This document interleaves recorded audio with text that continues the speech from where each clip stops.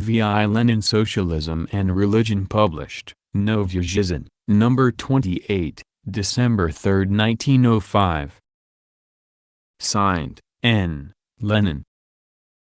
Published according to the text in Novaya Zhizn.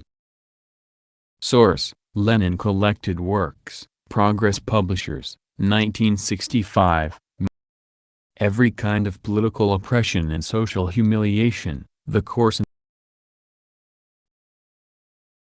workers.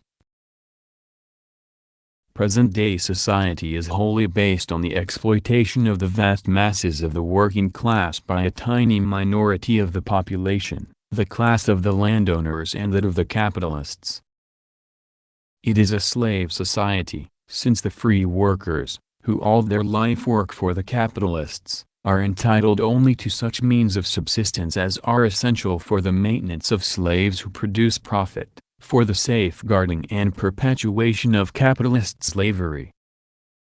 The economic oppression of the workers inevitably calls forth and engenders every kind of political oppression and social humiliation, the coarsening and darkening of the spiritual and moral life of the masses. The workers may secure a greater or lesser degree of political liberty to fight for their economic emancipation, but no amount of liberty will rid them of poverty, unemployment, and oppression until the power of capital is overthrown. Religion is one of the forms of spiritual oppression which everywhere weighs down heavily upon the masses of the people, overburdened by their perpetual work for others, by want and isolation. Impotence of the exploited classes in their struggle against the exploiters just as inevitably gives rise to the belief in a better life after death as impotence of the savage in his battle with nature gives rise to belief in gods, devils, miracles, and the like. Those who toil and live in want all their lives are taught by religion to be submissive and patient while here on earth, and to take comfort in the hope of a heavenly reward. But those who live by the labor of others are taught by religion to practice charity while on earth, thus offering them a very cheap way of justifying their entire existence as exploiters and selling them at a moderate price tickets to well-being in heaven. Religion is opium for the people.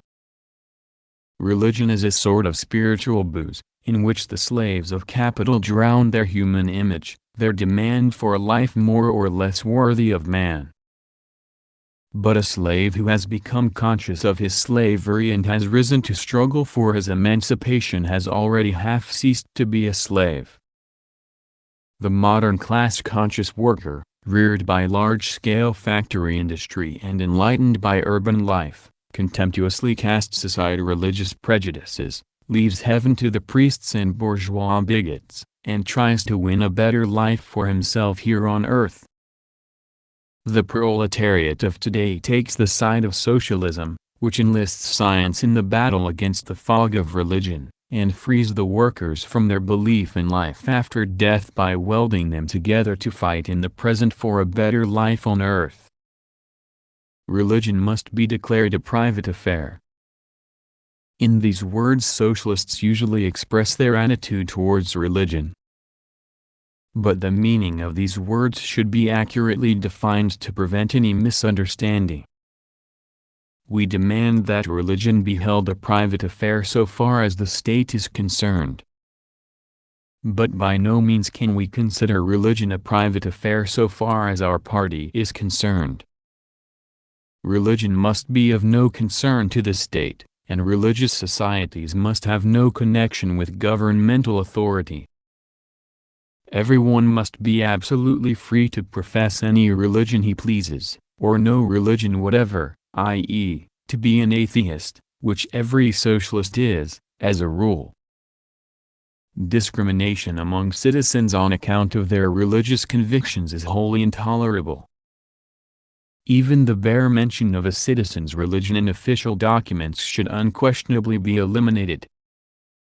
No subsidies should be granted to the established church nor state allowances made to ecclesiastical and religious societies.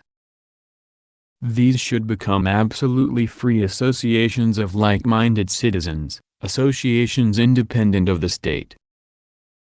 Only the complete fulfillment of these demands can put an end to the shameful and accursed past when the Church lived in feudal dependence on the state, and Russian citizens lived in feudal dependence on the established Church, when medieval, inquisitorial laws, to this day remaining in our criminal codes and on our statute books, were in existence and were applied, persecuting men for their belief or disbelief, violating men's consciences, and linking cozy government jobs and government-derived incomes with the dispensation of this or that dope by the established Church. Complete separation of Church and state is what the socialist proletariat demands of the modern state and the modern Church. The Russian Revolution must put this demand into effect as a necessary component of political freedom. In this respect, the Russian Revolution is in a particularly favorable position, since the revolting officialism of the police-ridden feudal autocracy has called forth discontent, unrest and indignation even among the clergy. However abject, however ignorant Russian Orthodox clergymen may have been, even they have now been awakened by the thunder of the downfall of the old, medieval order in Russia. Even they are joining in the demand for freedom, are protesting against bureaucratic practices and officialism, against the spine for the police imposed on the servants of God. We socialists must lend this movement our support, carrying the demands of honest and sincere members of the clergy to their conclusion, making them stick to their words about freedom, demanding that they should resolutely break all ties between religion and the police. Either you are sincere, in which case you must stand for the complete separation of church and state and of school and church, for religion to be declared wholly and absolutely a private affair. Or you do not accept these consistent demands for freedom, in which case you evidently are still held captive by the traditions of the Inquisition, in which case you evidently still cling to your cozy government jobs and government-derived incomes, in which case you evidently do not believe in the spiritual power of your weapon and continue to take bribes from the state. And in that case the class-conscious workers of all Russia declare merciless war on you.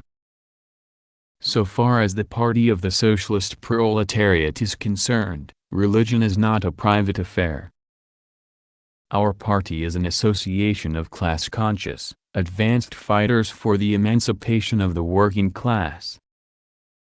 Such an association cannot and must not be indifferent to lack of class consciousness, ignorance or obscurantism in the shape of religious beliefs. We demand complete disestablishment of the Church so as to be able to combat the religious fog with purely ideological and solely ideological weapons, by means of our press and by word of mouth. But we founded our association, the Russian Social Democratic Labor Party, precisely for such a struggle against every religious bamboozling of the workers. And to us the ideological struggle is not a private affair, but the affair of the whole party, of the whole proletariat. If that is so, why do we not declare in our program that we are atheists? Why do we not forbid Christians and other believers in God to join our party? The answer to this question will serve to explain the very important difference in the way the question of religion is presented by the bourgeois Democrats and the Social Democrats. Our program is based entirely on the scientific, and moreover the materialist, world outlook. An explanation of our program, therefore, necessarily includes an explanation of the true historical and economic roots of the religious fog. Our propaganda necessarily includes the propaganda of atheism, the publication of the appropriate scientific literature, which the autocratic feudal government has hitherto strictly forbidden and persecuted, must now form one of the fields of our party work. We shall now probably have to follow the advice Engels once gave to the German socialists, to translate and widely disseminate the literature of the 18th century French enlighteners and atheists. But under no circumstances ought we to fall into the error of posing the religious question in an abstract, idealistic fashion, as an intellectual question unconnected with the class struggle, as is not infrequently done by the radical democrats from among the bourgeoisie. It would be stupid to think that, in a society based on the endless oppression and coarsening of the worker masses, religious prejudices could be dispelled by purely propaganda methods. It would be bourgeois narrow-mindedness to forget that the yoke of religion that weighs upon mankind is merely a product and reflection of the economic yoke within society. No number of pamphlets and no amount of preaching can enlighten the proletariat, if it is not enlightened by its own struggle against the dark forces of capitalism. Unity in this really revolutionary struggle of the oppressed class for the creation of a paradise on earth is more important to us than unity of proletarian opinion on paradise in heaven.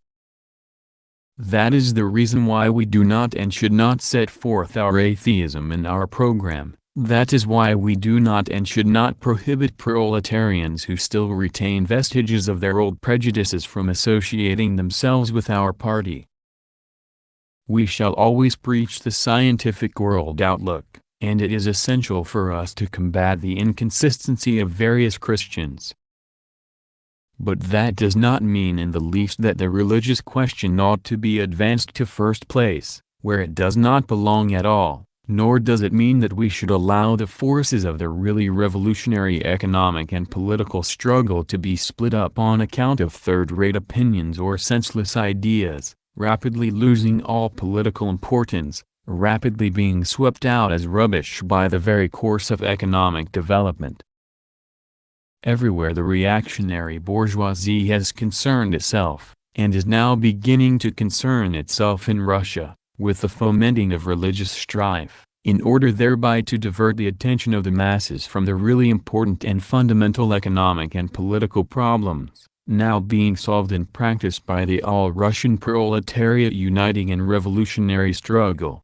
This reactionary policy of splitting up the proletarian forces, which today manifests itself mainly in Black Hundred pogroms, may tomorrow conceive some more subtle forms.